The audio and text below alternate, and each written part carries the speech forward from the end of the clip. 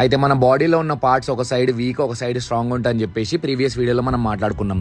ఇప్పుడు ఆ muscle imbalance ని అపేరెన్స్ తో ఉంటే ఏ వేరియేషన్స్ కొట్టాలి, స్ట్రెంత్ వైజ్ ఉంటే ఏ వేరియేషన్స్ కొట్టాలి, ఈ వీడియో లాస్ట్ వరకు చూడరు చెప్తా. మంచిగా నుర్రి. మీకు ఒకవేళ చెస్ట్ వర్కౌట్లలో మజిల్ ఇంబ్యాలెన్స్ స్ట్రెంత్ ఉందనుకోర్రి, ఈ సింగిల్ ఆర్మ్ డంబుల్ ప్రెస్ కొట్టుర్రి. ఎందుకంటే దీంట్లో మోర్ దెన్ 1 జాయింట్ యాక్షన్ ఉంటుంది అండ్ ఆల్సో వేరే మజిల్స్ కూడా ఇన్వాల్వ్ అవుతుంది కాబట్టి స్ట్రెంత్ బేస్డ్ వర్కౌట్ అనుకోవచ్చు మనం. ఇది ఓన్లీ ఇంక్లైన్ లో కాదు, అప్పుడప్పుడు మీ బెంచ్ ఫ్లాట్ ఆర్ డిక్లైన్ లో అడ్జస్ట్ చేసి కూడా కొట్టొచ్చు.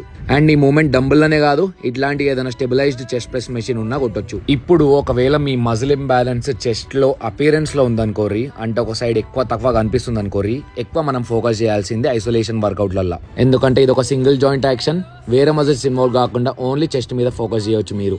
నాకు తెలిసిన బెస్ట్ ఐసోలేషన్ వర్కౌట్ మీ చెస్ట్ కి పెగ్ ఫ్లైజ్. అదే సింగిల్ ఆర్మ్ ఫ్లైజ్ కేబుల్ లా డంబుల్ లా కూడా కొట్టొచ్చు అని కమెంట్ కొట్టకుర్రి.